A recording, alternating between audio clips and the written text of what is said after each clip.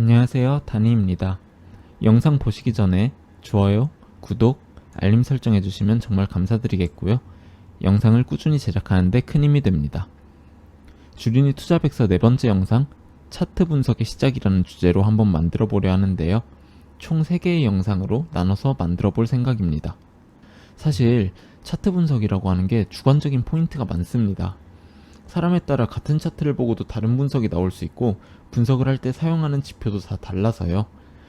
그래서 어떻게 영상을 만들면 좋을까 고민을 해보다가 그냥 제가 분석하는 방식을 한번 소개해드리고자 합니다. 차트 분석에 사용될 수 있는 지표들이 종류도 굉장히 많은데요.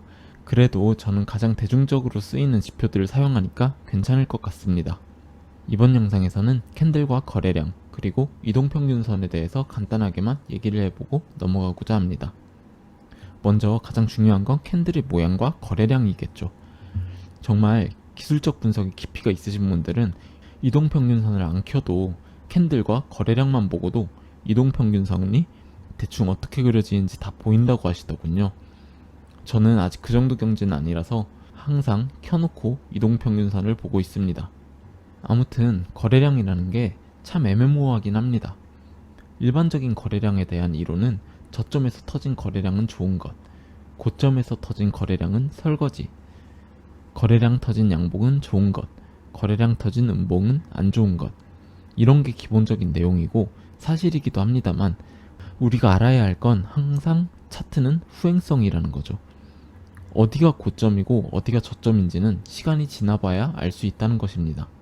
그래서 항상 차트를 보고 분석을 해서 시나리오를 예측해보고 계획을 세운 뒤에 진입하되, 진입 이후에는 예상했던 대로 흘러가지 않을 경우가 많기 때문에 거기부터는 대응의 영역이라는 것이죠. 제가 마감 브리핑을 웬만하면 매일 촬영하는 이유도 그렇습니다. 아마 꾸준히 보신 선생님들께서는 아실 텐데요. 저는 예상 시나리오를 만들어보고 그에 대한 대응을 생각합니다.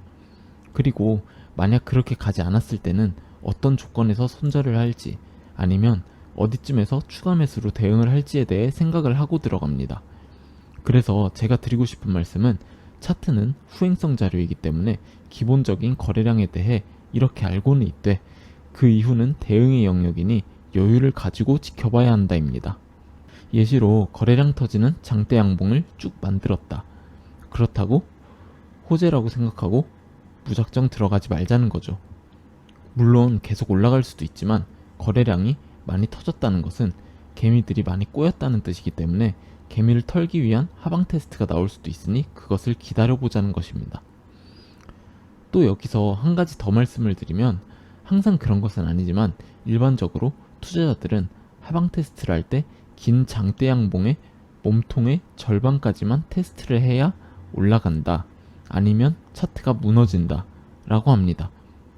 저도 경험상 어느 정도 맞는 얘기라고는 생각하지만 예외는 항상 존재하죠. 깨고 내려가도 다시 올라올 수도 있다는 겁니다. 이쪽 차트를 한번 보시죠. 대한전선이라는 종목의 2020년도 차트입니다. 역배열에 있던 차트가 정배열로 돌아서는 것을 확인해 보실 수 있으시죠. 그리고 이쪽에서 거래량이 터지는 장대 양봉이 나와 주었죠.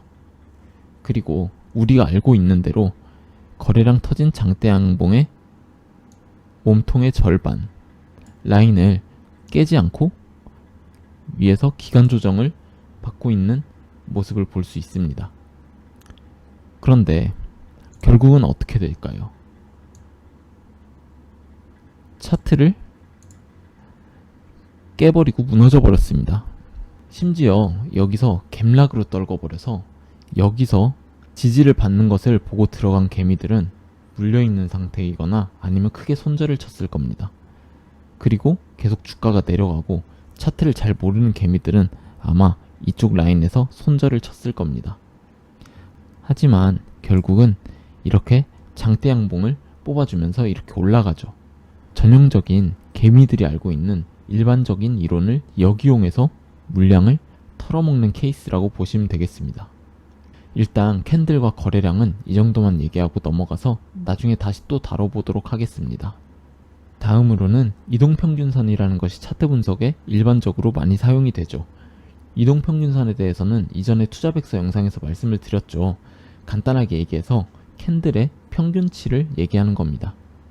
상식적으로 우리가 생각을 해보면 캔들의 평균치에 따라서 주가가 지지를 받거나 저항을 받고 올라가거나 내려갈 이유가 전혀 없죠.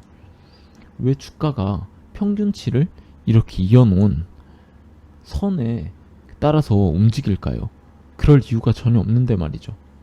그냥 단순하게 이동평균선은 사람의 심리를 자극하는 거라고 생각을 하시면 됩니다. 제가 마감 브리핑에서 하는 얘기도 마찬가지죠. 예를 들어서 20일 이동평균선을 지지를 받으면서 올라갈 것 같으니 20일 이동평균선 근처의 가격대에 오면 추가 매수를 하겠다. 같은 말을 하는 것을 들어보셨을 겁니다. 말 그대로 제가 20일 이동평균선을 타고 이렇게 올라갈 거다 라고 생각을 했다면 다른 사람들도 그렇게 생각할 수도 있고, 또 그렇다면 20일 이동평균선 근처에 오게 되면은 매수를 하는 사람들이 많겠죠. 그러면서 주가가 20일 이평선 근처에서 지지를 받으면서 올라가게 되는 겁니다. 바로 앞에 영상에서 말씀드렸던 암묵적인 합의죠. 세력은 이 점을 이용해서 자신의 자금 투입을 최소화하면서 주가를 펌핑시키기도 하고요. 반대로 이렇게 이동평균선을 깨면서 개미의 물량을 털어먹기도 합니다.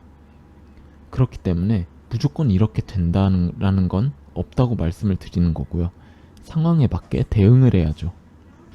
바로 이쪽 구간에서 보인 움직임처럼 말이죠. 5일선을 타고 쭉쭉 상승을 해주다가 기간 조정이 있었고 21선이 따라 올라와 주었죠. 기간 조정의 끝자락에서 21선을 타고 다시 상승을 해주는 게 보이시죠.